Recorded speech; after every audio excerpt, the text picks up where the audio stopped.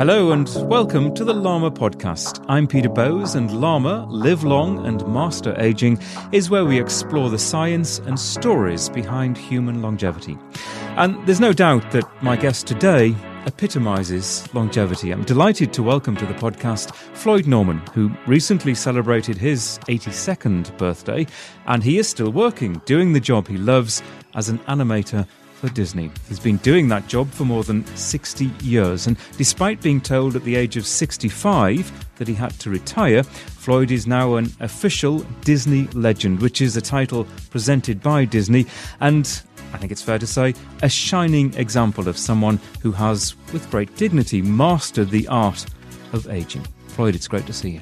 Thank you very much, Peter. Happy to be here. It's really good to talk to you, and you are, in fact, quite a busy man these days. I think I'm much busier these days than I was when I actually sat at a desk full-time every day. I think I'm much busier today. But that's a good thing because being busy is a big part of staying young. What are you doing right now? Well, a number of things. I'm developing ideas for television shows. That's keeping me busy. I'm working on a graphic novel. And I'm also developing a new project, very old character, Mickey Mouse, but developing some new ideas for Mickey Mouse that may or may not happen. We'll have to wait and see what Disney says about that. But I'm always busy doing something. You probably can't say anything about it, but it sounds quite an exciting project. Yes, it is. I can't speak about it in detail because it's still in development and we don't know where it's going to go from here. But that's what's great about my job. It just keeps me busy doing new things, trying new things, and there's always a surprise around the corner.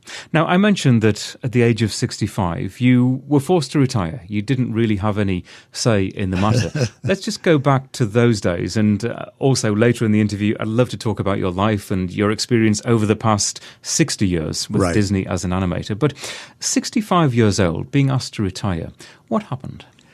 Well, there's not really an official retirement age at the Disney studio, nor probably for most corporations. It's probably something they'd rather not speak about.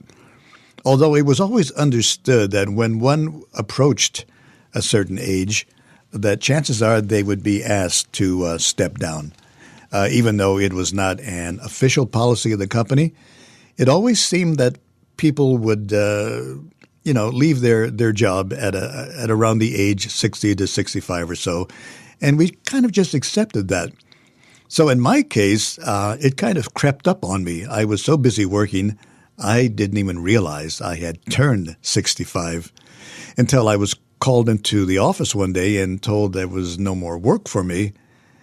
And it wasn't until a little bit later I put it all together and realized, I've just turned 65. No wonder there's no more work for me. And how did you take that? I didn't take it well at first. I felt as though I was being pushed out. Although I must say I was not the lone individual. This happened to a number of people, so it wasn't me alone. I didn't take it personally. But again, I wasn't happy about it. So you retired and you went away and you were sitting at home. Right. What did you do next?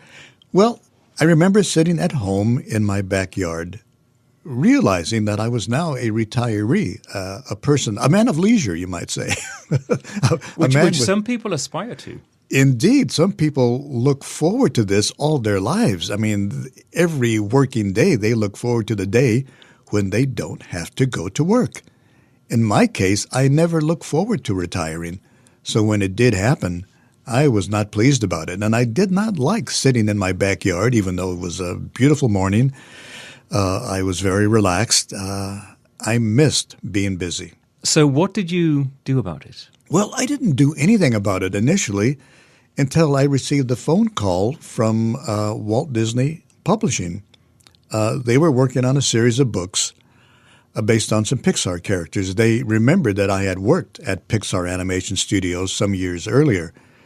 Knowing that I was familiar with the Pixar characters, they said, would you be willing to come in and help us out on these storybooks? And I said, boy, I'd be happy to because I'm not doing anything at home. So in a sense, I was called back to work, not as a full-time employee, but on a freelance basis. But no matter, that was enough to keep me busy, and I leapt at the opportunity and went back to work for Disney Publishing. And do you look back on that as, in a sense, quite a relief, really, because the alternative was sitting in your backyard and I suspect maybe getting depressed about the situation? Oh, indeed. Oh, yeah. It's important that you stay busy, you keep your mind active. So when the opportunity came from Disney, thankfully it came from Disney, they, in a sense, called me back to work, if only on a freelance basis, but work is still work. I was delighted and I leapt at the opportunity. I think had they not called, I probably would have found something else to do. I mean, I wouldn't have sat in my backyard doing nothing. I would have found something to do. Eventually, I would have invented a job for myself. But I'm wondering, psychologically, how you were coping before you had that phone call to go back to work on a freelance basis. Right. How were you dealing with it psychologically? Well, initially, I think I would say I was pretty bitter about it. So the way I express myself, usually it's in a series of cartoon gags. So I did a lot of cartoon jokes about my being not necessarily sacked from Disney, but being asked to leave. So I expressed my bitterness through a series of gag cartoons, which I shared with my friends and colleagues. And it was everything from me eating Mickey Mouse to any number of things that were probably in poor taste. But they helped me cope with my situation. So I got those things off my chest. And how did your family cope with it? Well, most of my kids had moved on. They had their own lives. So really, my family probably barely knew I was not working. I mean, they were away. They were living their lives. So only my wife was truly aware of my situation. She knew how truly unhappy I was. And so she was concerned about me. Am I right in thinking your wife works in the business as well? Yes, she does. My wife is a talented illustrator who works for Disney Publishing worldwide. So she's an artist, and so she fully understood when an artist is not busy, how depressed and unhappy they can be. And she knew clearly then very well the world that you had stepped out of, right, and the world that really had been your life up until that point. Very true, very true. My wife knew that my work was more than just a job. For me, it was probably more an obsession. I know I have often confessed that I've taken this job a bit too far. I recall going on vacations with my family and taking work along with me. People thought I was just nuts for doing that. Why would anybody take work with them on their vacation?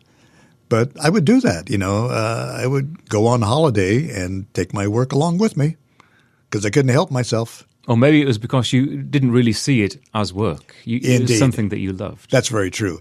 The reason I did that, for me, it was never work. It was just what I did, but it was more important. It was who I was. So this experience led you to develop some quite strong views about ageism and the situation that you found yourself in.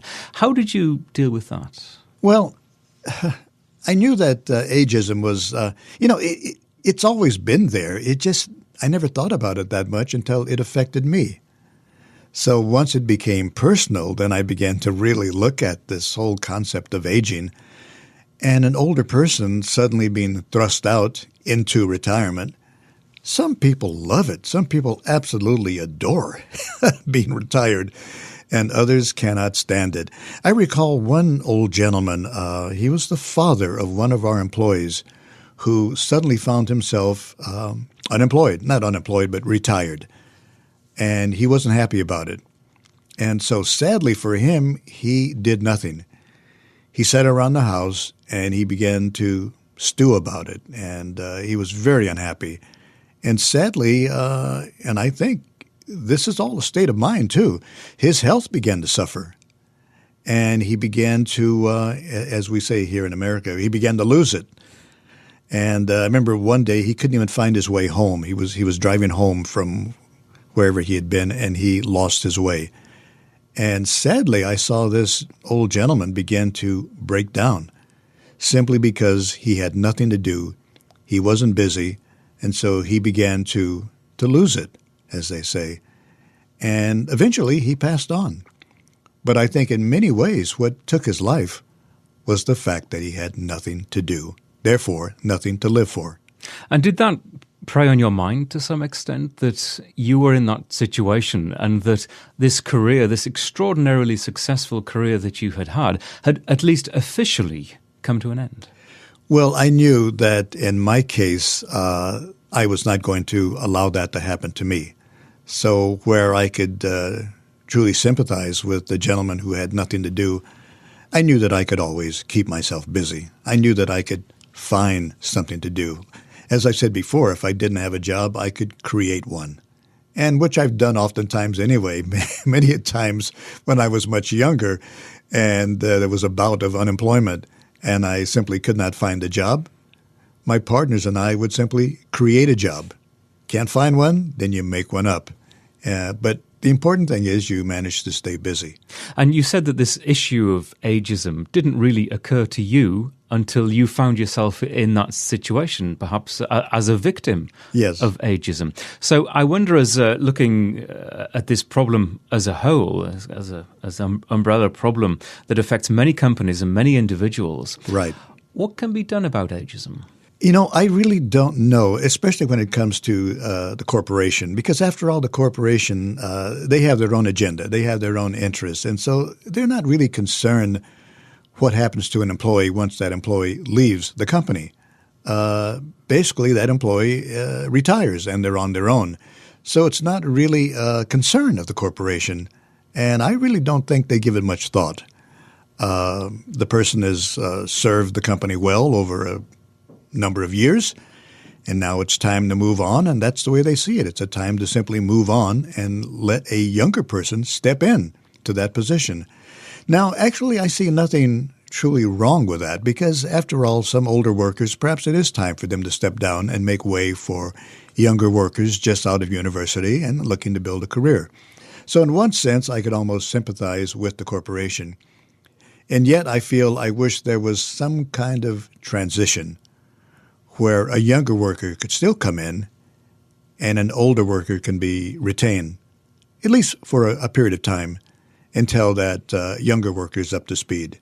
And perhaps an acceptance that older people are different, and indeed some, as you've expressed, want to retire at 65. Right. They have other things to do. There's always the job in the yard that they've always wanted to get around to, that perhaps that scenario suits them. Others, perhaps creative people, just want to continue creating. So there isn't one rule that fits all. No, yeah, people are different. I remember back in the 1960s when I was still a fairly young man, and we were sitting in our office at the Walt Disney Studio, and this older gentleman comes in, and he was happy. He said, "My wife and I, we've just sold our home. We are going to travel the world." He says, "I'm going to retire, and my wife and I are going to travel the world." And he was looking forward to it. He was looking forward to not working and to, beginning the next phase of his life. So some people, we all take it differently. Another person might be really upset about losing that job that they, that they would do every day, and to see that come to an end. So yeah, people are different, and everybody has their own, their own end game, you might say. Some people plan to maybe begin a new career. I've had friends who literally walked out of Disney after being an artist for a number of years, and then took up another profession altogether. You just never know. One person actually became a physician. He went from being an artist at the drawing board, and he became a doctor. He went to medical school? Yes, because that's what he wanted to do. What age did he do that? Oh, he was already up in years. Not that old, of course. He was probably around 40, in his early 40s. But for him, there was still time. It wasn't too late. Nothing is impossible. Nothing is, if you have that dream and that desire. And I mentioned earlier that you fairly recently celebrated your 82nd birthday. Indeed. Do you feel every bit as vibrant and as enthusiastic about life and work as you did, let's say, those 60 years ago when you first started working for Disney? I do so mentally, not so much physically. There is a reality that your body does get older. You do age, whether you like to admit it or not. So whereas I look at myself at age 82, I don't feel or think that differently than I did when I was 32. But I do know that I cannot do the things I did when I was a young man. And that's just a reality. When I try to work late nights, I simply get tired. And I need sleep. I need rest. I just can't go all night like I did when I was a young man. And I think we all experience that. Oh, yes. Yes, we do. Yeah, that's just a reality of aging. And I've got to say, obviously, this is audio. I'm sitting opposite you. You look a very fit and healthy 82-year-old to me. I think I am simply blessed with good genes. You've got that longevity gene that so many people talk about. Yeah, people think that I'm doing something, that I'm really working at it, that I've got this special diet, that I've got this amazing exercise program. The fact is I simply don't do that much out of the ordinary. I try to walk as much as I can because I think that's healthy to stay physically active. I do a lot of walking. My diet is not all that unusual. I don't think it's not some weird American diet where we have plenty of those here. But no, my diet is fairly normal. I don't do anything radical. But I think I'm simply blessed with genes given to me by my parents and grandparents that, keep us looking younger and healthier for a good long time. So diet-wise, you eat meat and you eat a variety of foods. You eat 3 meals a day or major meals a day? Well, I'll tell you what, my diet has changed along with my aging. Now, that's true. That is a change that age has placed upon me. I tend to eat only 2 meals a day rather than 3. So, and simply because I don't need it. I suppose I could sit down to 3 meals a day, but I really don't need to consume that much food. I also tend to eat less meat as I have grown older. I eat more fish and maybe on occasion chicken, but probably less red meat. Not because, there's any health reasons. It's just that I feel I just don't need that much. And so, in a sense, I've modified my diet as I've grown older, and it seems to work. It's worked all right. Well, you say no health reasons, but maybe without really thinking about it, there are health reasons, and it's paying off for you. Could be the fish diet and the 2 meals a day. Which 2 meals do you have? You have breakfast and dinner? I mix it up. Sometimes I'll have breakfast and I'll skip dinner. Sometimes I'll have lunch and dinner and skip breakfast. It doesn't matter how you break it down. It's just 1 meal is eliminated. So there's only 2 meals a day. And I get by just fine with that. And there's no snacking between meals? I tend not to snack. I think a lot of Americans are heavily into snacks. And I think snacks are probably not good for you unless they're healthy snacks. Fruit, nuts, things like that probably wouldn't do that much damage. But I tend not to snack. And generally, once I start working, I tend to forget all about food. As a matter of fact, I would often miss lunch at work if somebody didn't come and interrupt me and say, hey, it's time to go to lunch. I would just work right through my lunch hour and not even think about lunch. So you see, now that I'm digging a little deeper, yes, your diet is very, very interesting and your lifestyle. And clearly it's been like this for some time. It's not something that I've planned. It's not something that I worked out. It's just sort of evolved over time. And it's working for you. And it seems to work for me. So I've mentioned a few times the 60 years ago, actually more than 60 years now, when you first started working at Disney, indeed with Walt Disney for about a decade. Yeah, well, let's say I was able to be at the studio. I was employed at the Walt Disney Studio when Walt Disney still ran the company. I didn't actually work with Walt Disney, sadly, until the last year of his life.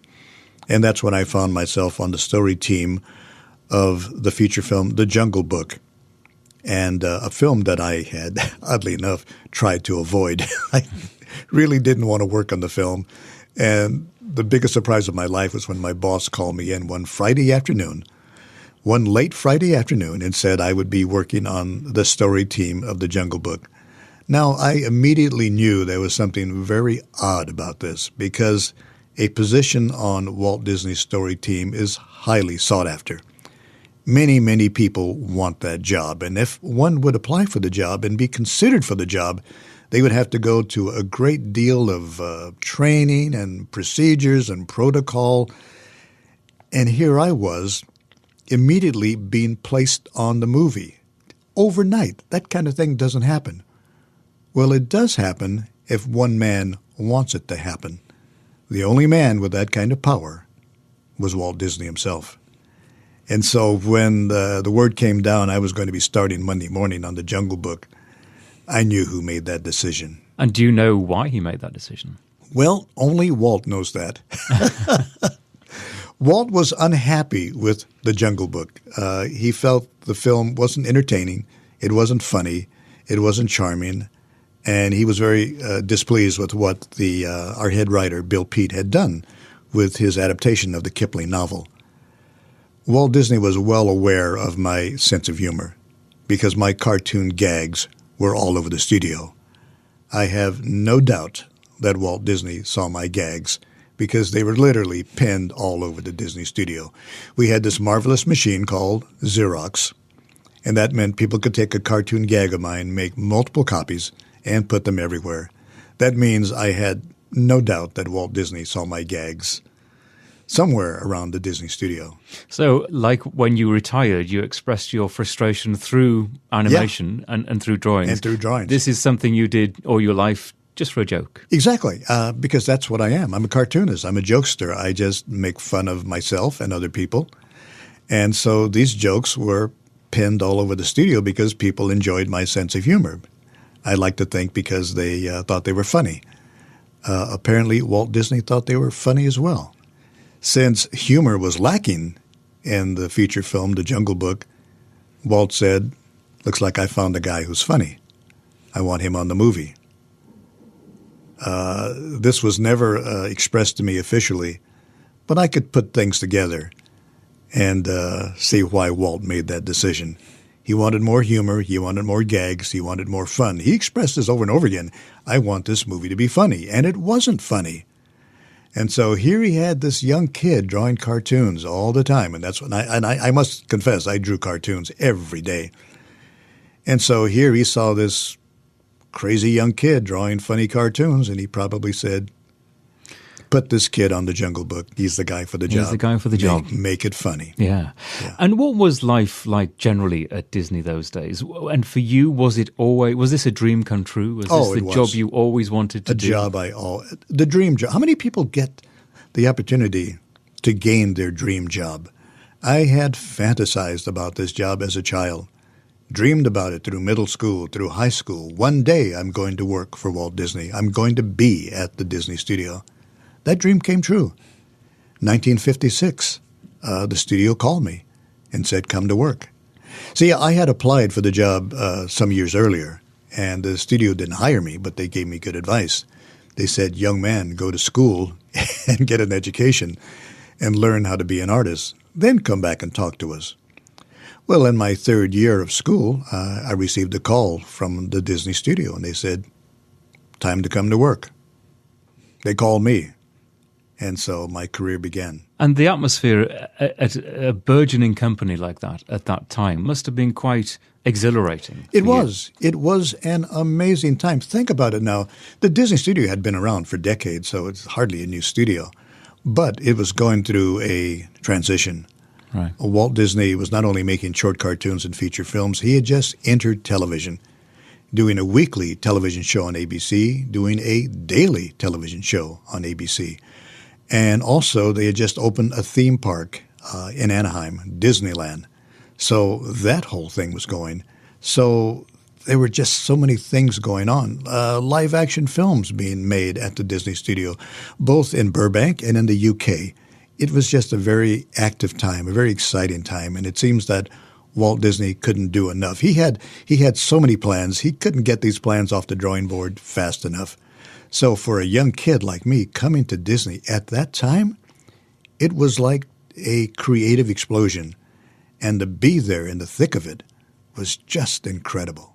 And what was Walt Disney like? You say you didn't really get to work with him until the final year of his life. But right. As a character, there are so many stories about his style of management and his personality. Yeah.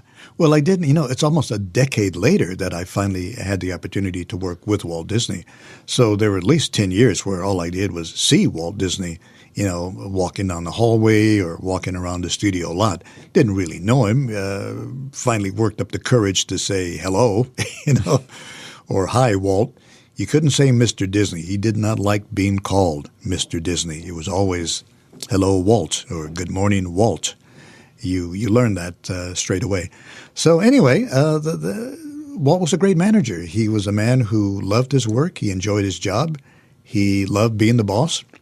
He was a strict boss, a demanding boss, but in no way a difficult boss to work with. I never found him so. I found Walt to be a perfectionist, a man who knew what he wanted, but I never found him difficult. Not once. I never found him difficult. I have no problem with a man who expects the best from his employees, and that's what he expected, and that's what I tried to deliver. And do you think you took that attitude to some extent yourself through your career in terms of delivering the best? I would like to think so. I would like to hope so. I always try to, even when I've been on, and I've worked on some pretty bad things throughout my career, but I always try to do my best. And you've worked on some pretty good things as well. What comes to mind? True. What comes to mind if you had to? And this is always an impossible question, but can you tell me your favorite Disney animation that you worked on? Oh my! Because there have been so many. I was thinking about that driving here this morning when I reflected on the kind of work that I've been doing throughout my career. There are a lot of people, very talented people, who just never had the opportunity to work on what I would call good content. Always mediocre, marginal stuff. But I've been associated with so many stellar projects at Disney. I mean, I go back to Sleeping Beauty, this gorgeous feature film, The 101 Dalmatians. That was a great film. I love that film. Yeah, a wonderful film. The Jungle Book, Mary Poppins. Then going up to Pixar to develop Toy Story 2 and Monsters Incorporated. I look back on my career and I think I've had the opportunity to work on some really, really fascinating projects, really good stuff. And I'm so grateful for that because it could have been, my list could have been pretty mediocre. There are some people who really don't have a single stellar thing on their resume because it wasn't their fault. It's just those projects never came their way during that point in their career. And for me, it was just one stellar project after another. I've had the opportunity to work with amazing people. Incredible people have simply come my way, literally walked into my office, as Douglas Adams did one morning, who simply popped into my office one morning, and I just looked up and said, oh, my God, it's Douglas Adams. Things like that happened to me, and I consider myself a very lucky individual. And you didn't just work for Disney, you worked for Hanna-Barbera, for example? Yes, I did. Right. Scooby-Doo? Scooby-Doo, yes, indeed. What was that like? Oh, it was a job. When you're working on Saturday morning television, it is just that. There's limited time. There's limited money. It's kind of churning it out experience? Yes, you have to. It's the nature of the business. And we knew we were working in television. We couldn't lavish artistic, expression on this TV product. We simply didn't have the time. We simply didn't have the money. It's interesting how the gulf between television and film movies at that stage in time was so big. Yeah, it is. Well, you make that adjustment. And I tell people, I said, and I especially tell my young students that you learn to adapt. You won't be working on marvelous stuff your whole career. Sometimes you will be working on a very low-budget TV show. You might be working on a television commercial, or you might be working on internet content that has a very, very low budget. But what you do is adjust to the platform you're working on, and you do your best work within the limited confines of that job. And that's what you do. And so I found myself, if I'm working on a feature film that costs over $100 million, or I'm working on a low-budget internet show that budget is $1.95. You do your best in each medium because it is what it is. And as an artist, as a creative individual, you just give it your best. But you recognize you can't bring feature thinking to a little internet show that has a very, very limited budget. You just have to make those adjustments. And if you do so, then you stay happy and you have a happy and fruitful career like mine. Now, there was, of course, a break in your career when you went off to serve your time in the military. Yes, I did. How was that for you? It was simply looked upon as an obligation. Young men were called to serve their country in the military, and I knew my time would be coming. My older brother was drafted into the Army when he had reached a certain age, and he was sent overseas. And I knew that my day would come eventually when I hit the right age. And sure enough, that letter came in the mail from the government, and it truly did say greetings. I thought that was always a joke, but the letter actually starts with greetings. You have been invited to join the United States military. Very polite. They're very polite, and you have, I believe, it was a 4-year obligation. 2 years active duty and 2 years reserve duty. And that was the obligation we all gave to our country. And so it didn't come as a surprise because I knew it was coming. And so I when my time came, I packed my bags and headed for the military base to go through my basic training. After that, I was sent overseas to the Far East to take up residence in Korea, very close. Much too close to Panmunjom, the dividing line between North and South Korea. Mm. But it all worked out. I spent 14 months in Korea and made it back safely. When you hear about Korea, North Korea, South Korea being in the news these days, does it give you pause? Do you reflect on those times? Oh, I do. I do very much, especially because I actually lived there for a period of 14 months. So it's not just a spot on a map. It's not just a country you hear about casually on the news. There are real people there. Real people there. A very real place. I walked the rice paddies of Korea. So for me, it was in a sense it was my home for 14 months, and I remember the landscape. I remember the oxen, pulling pulling the plows. That's what they're doing. So all of that is very real. That's not just it's a very real memory because I was there, and thankfully made it home safe again. Did you get much opportunity to draw while you were there? Once my commanding officers, they always find out. Once my commanding officer found out I was a Disney artist, they came up with all kinds of jobs for me to draw Disney cartoons.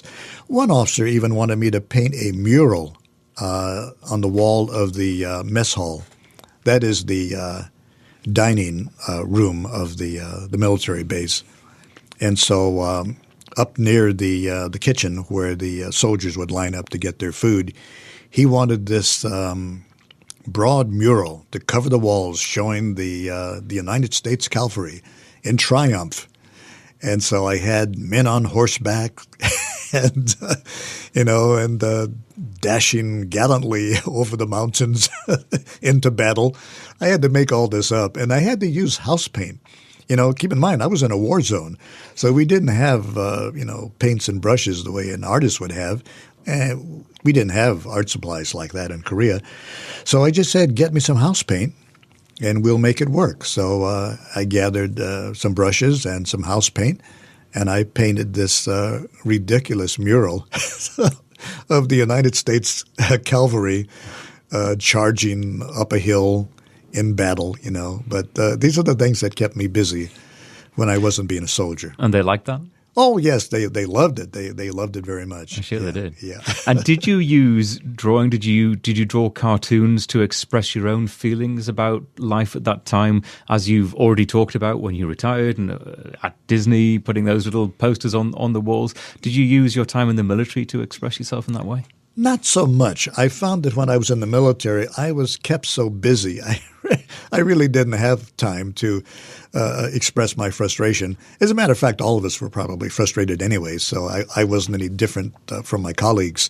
So, but every now and then I would do a drawing or two. But I really had no way to distribute artwork. So unlike my days at Disney when I could do a drawing and distribute that drawing throughout the studio, here in the military, all I could do is do one drawing and pin it up on the wall, and people would have to share it. because we had no way of duplicating that drawing. You mentioned earlier that you went to work for Pixar. You worked on Toy Story. Yes. When producer Ralph Guggenheim paid us a visit one late Friday afternoon, he was actually looking for help from Disney. Keep in mind that at that time, this was around 1996, Pixar was still a very young studio. They had only made one feature film, Toy Story. Many could easily have regarded that film as a fluke. Maybe they just got lucky.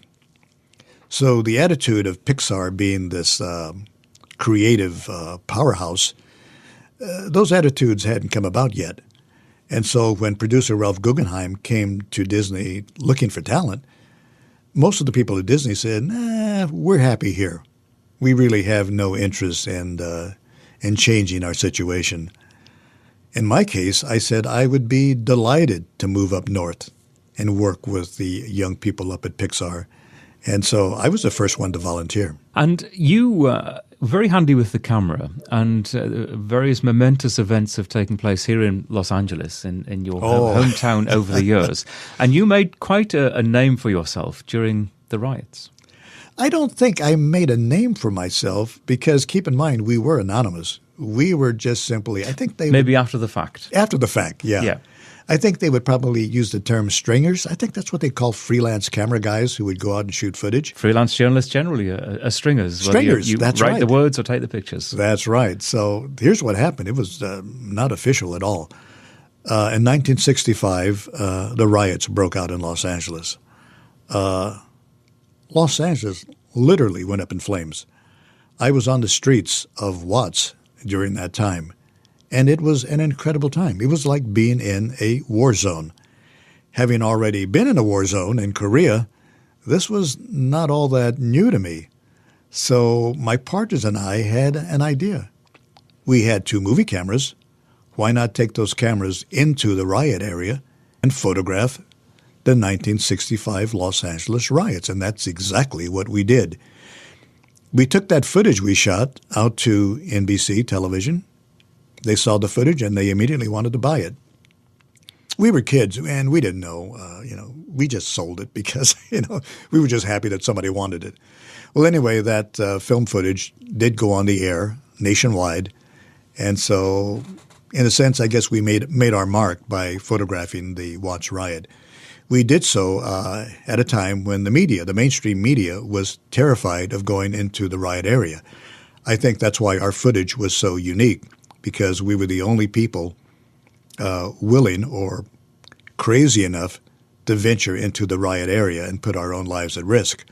But we did so, I think, by virtue of the color of our skin. Keep in mind, we were in the black area of Los Angeles. We were young black men. We wouldn't stand out. We would blend right in. So for us, it was a perfect opportunity to go film out in the open, and nobody was going to bother us because, we fit right in. And so the color of our skin became an advantage in this particular situation. And of course, such a contrast to now when everyone has a camera. Everyone has a phone camera. The LA riots would mean nothing today because everybody would be photographing the riot. Everybody who has a smartphone in their pocket. Did what you achieved during that time, did it tempt you to go into documentary making and perhaps leave animation behind? Did it potentially open up a new kind of career for you? I think it showed us the power of a documentary. And in time, we would produce documentaries when I would eventually leave Disney, launch my own production company, Vignette Films Incorporated, and we indeed would make documentaries. So in a sense, we sort of stumbled into becoming documentary filmmakers. Was that easy to launch that business? It was not difficult to launch a business. It was difficult to raise money for that business. That was the hard part. And is this the business you used to work out of cafes or wherever you could find a table and just set up yourself and use the phone if you could find one in the corner? Very true. I was thinking about that this morning when I went into a coffee shop and there were a number of young men and women seated at tables, usually with their laptops open. That's not looked upon today as anything unusual. I think in many coffee shops, business is being conducted in the coffee shop. Well, that's the startup experience these days. It really Just is. Find a table and a chair and a cup of coffee. And exactly. Of course, you've got your mobile phone and your laptop, which makes it different. That's how you launch your business. Just find a coffee shop. Well, keep in mind, for us, this was very, very unusual to do what we did back in this would be the 1960s. So when we moved into a coffee shop in Hollywood, what we did was very much unorthodox. It wouldn't be considered at all strange today. But back in the 1960s, for a group of filmmakers to simply move into a coffee shop and start conducting business, that was most unusual. Just ahead of your time, Floyd, I think. We really were. And the fact I mentioned that there were no cell phones back then, no smartphones. So we actually used the coffee shop's payphone as our office phone number, because it was the only way people could reach us. You have to give them a phone number. How can they call you if there's no phone number? Again, no smartphones back then. So as long as they had the phone number of the coffee shop, if that phone rang, we knew it was a call for us. You would jump up and answer it. Exactly. In your company name. That's exactly what we did. So we were pioneers. It sounds good. You mentioned seeing young people today Right. in a coffee shop. Does that inspire you? Because I know you work with and you do encourage young people, especially in the field of animation that you work in. But do you relish the opportunity to use or share your wisdom in terms of the business? Oh, my, yes. One of the things that I never wanted to become, speaking of aging, I never wanted to become the grouchy old man. I never wanted to be that cranky old man who says, "You kids, get off my lawn." That caricature of this cranky old codger who's yelling at kids, to get off his lawn. One of the things I've always loved is engaging with young people. And that's why I spend so much time speaking with students, traveling to universities across the country, because I really do admire young people and I so enjoy working with them. A lot of older people complain about young people. They claim that they're spoiled, they're pampered, and they're self-indulgent, and they're lazy, and they're not motivated.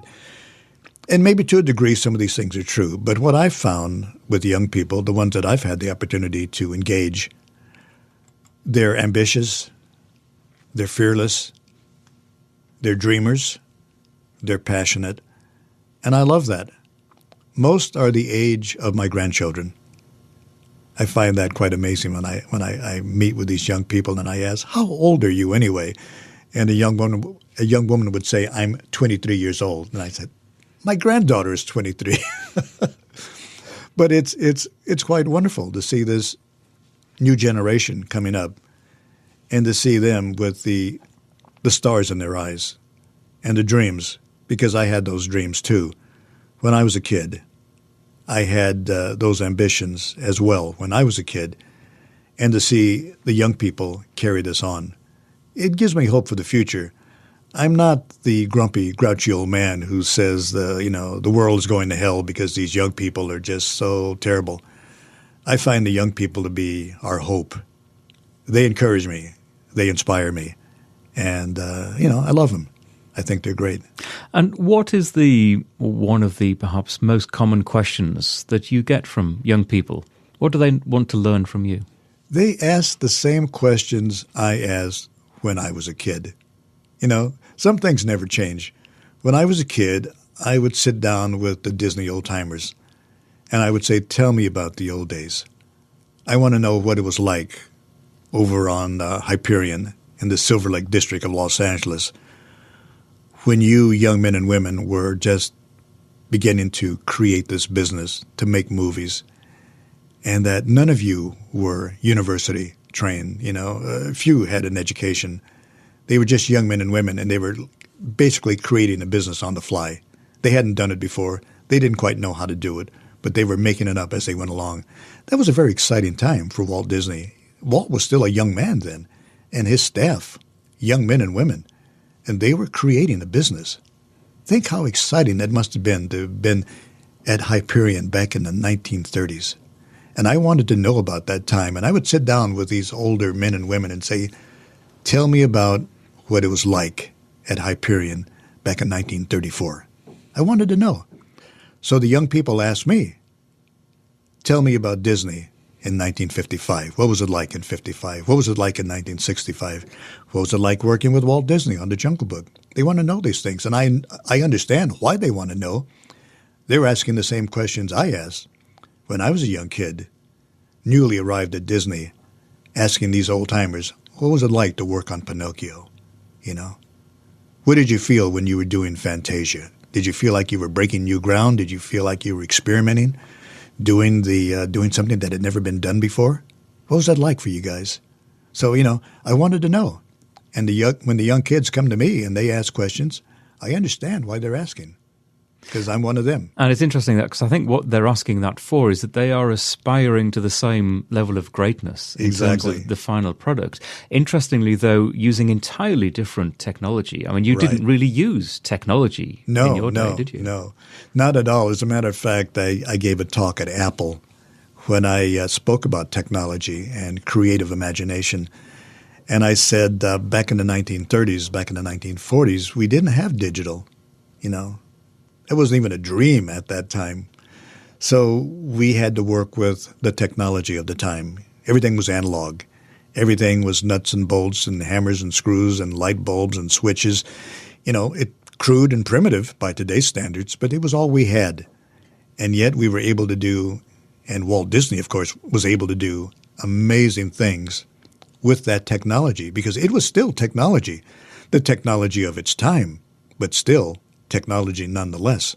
And so, now with digital, we can do so much more.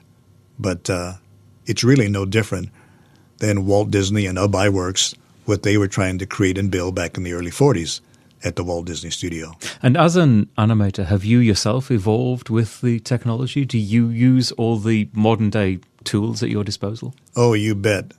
Another way to stay young is to not be left behind, to not become an old dinosaur. Many of my colleagues grumbled about using a computer. I don't want to use that newfangled machine. It's too difficult. It's too complicated. I don't know why the kids use this darn thing. No, not at all. I wanted to learn to use the computer. I wanted to learn software applications. I wanted to edit film digitally. I started out with moviolas. Back in the old days, that's how we edited film, on this loud, clackety old machine. Then we moved to the flatbeds and Steenbecks and Kims to edit film. It was still physical film, though, we were cutting. But today we edit on a computer, and it is a marvel. I was editing film just the other night, sitting in my bedroom on my laptop, cutting film on a laptop using software. Technology can be a marvelous thing. It's not a hindrance. It helps you to be even more creative, because it removes all of the things that would become, things that would get in your way. The technology clears the way and allows you to be more creative, because it takes away all of the cumbersome aspects of, film editing. In this particular case, I was editing film. But I used the technology. And, that's important. And I do some of the same things, so I'm going to delve a little deeper there. Which software do you use to edit? I've used several applications. I started out using Premiere. Which is what I use now. Really? How about that? Adobe Premiere. Yeah. An entertainer once at an Apple show up in San Francisco told me that I should try Final Cut Pro. And I complained. I said, it costs $1,000. And he said, I don't care. Buy it anyway. So I did buy it, and so I began to learn Final Cut Pro. And I became pretty good at it. And then Apple totally rewrote it. They totally, from top to bottom, they rewrote Final Cut Pro. And so I thought, now I'm going to have to learn this application all over again. Mm-hmm. But you know what? This is a challenge for an old codger to, in a sense, reinvent himself. I set myself to it, and I relearned to edit with the new version of Final Cut Pro, even though that meant unlearning everything I had learned and starting fresh and new. This is how you keep your mind going. This is how you stay young and vital and active, by not clinging to the past, but by moving on to the future. And I think a lot of people grow old because they don't want to move forward. And if you don't move forward, then you will grow old. It's very refreshing to hear you say that, because there is a sense, I think, from a lot of people that it is all about the past and the past was better, which isn't always... It's okay, I think, to be sentimental to a certain point about the past, but the future is where it is. Yeah. Well, the past is comfortable because it's what we know. And so I understand how seductive nostalgia can be, because you look back on the good old days, the way things used to be. And that's all well and good. But that was the past, and the future is ahead of you. What I love about the young people, they keep me focused on the future because that's where they're headed. If I'm taking that trip with them, in a sense, they're pulling me along. And they're keeping me younger longer because I'm taking that journey with them. Not hanging on to what used to be, but looking forward to what can be. And do you have aspirations for your own future? What would you like to achieve that you haven't managed to quite get there yet? At age 82, I don't know if one I remember Walt Disney, during the last year of his life, confiding to his son-in-law, Ron Miller, that if he only had 15 more years of life, just 15 more years, the things he could do, the things he could accomplish in that 15 years. Well, unfortunately, Walt Disney did not have 15 more years. His life ended not long after that conversation with his son-in-law. So the way I look at life is I take it 1 year at a time. What can I accomplish in 1 year? And if I can do that, what can I accomplish in the next year? And so I don't look ahead to, 10 years, 20 years in the future, because I don't know if I'm going to make it there. But I can look forward to next year, and that's good enough for me. It's a great attitude. Floyd Norman, it's been a real pleasure to meet you and to talk to you. Thank you very much indeed. Well, thank you. Thank you, Peter. And that is it for this Llama podcast. If you'd like to comment on our conversations about living long and mastering aging, you can contact us through our website at lamapodcast.com. You can also follow us, leave messages on Facebook and Twitter at Llama Podcast. Many thanks for listening.